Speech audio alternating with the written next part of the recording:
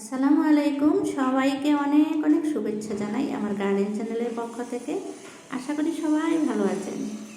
আজকে আমি আমার এই জবা গাছটাতে একটু অভাব দেখতে পাচ্ছি। ফুলগুলো ছোট ছোট হয়ে যায়, হলুদ হয়ে যায়, কলিগুলো ঝরে পড়ে যায়। তারপরে হচ্ছে গাছের চেহারাও তেমন ভালো নেই, সবুজ ভাবটা চলে গেছে। তাই আমার মনে হয় গাছে নাইট্রোজেন আর ক্যালসিয়ামের খুব অভাব দেখা দিয়েছে। আমি ডিমের খোসা আর চায়ের পাতা নিয়ে এসেছি।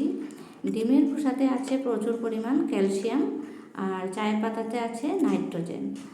ডিমের খোসাগুলো আমি ঝুরঝুরে করে নিয়েছি আর চায়ের পাতাটা ধুয়ে পরিষ্কার করে শুকিয়ে নিয়েছি।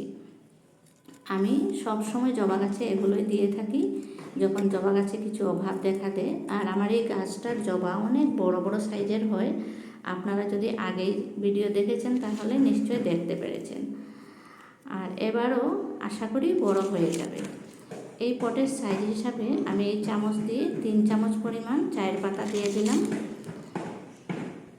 আপনারাও এভাবে জবা গাছের যত্ন নিলে অবশ্যই আপনাদের বাগানেও বড় বড় সাইজের জবা হবে।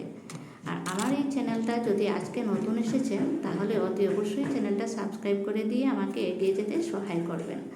আমি ফুলের বাগান করে থাকি, সাথে সবজির বাগানও করি, দুটোই করে থাকি। আপনারা যদি তাই করেন তাহলে কাজে লাগবে। এই যে জলটা, এটা হচ্ছে কিচেন ওয়েস্ট ভেজানো লিকুইড ফার্টিলাইজার। এটা আমি জলের বদলে দিচ্ছি। এটা আমি প্রত্যেক সপ্তাহে একবার করে গাছে সেবন করে থাকি। আর আমি একটা পাক জল বানাই, পাক জলটাও আমি আপনাদের সাথে ভিডিও শেয়ার করেছি। এই যে দেখুন, কলি এসেছে অনেক। আশা করি এই কলিগুলো বড় বড় সাইজের ফুল হবে আর আমি আপনাদেরকে দেখাতেও পারবো। তাই আমার সাথে থাকবেন। ভিডিওটা পছন্দ হলে অবশ্যই একটা লাইক দেবেন। আজকে এখানেই বিদায় নিচ্ছি। হ্যাপি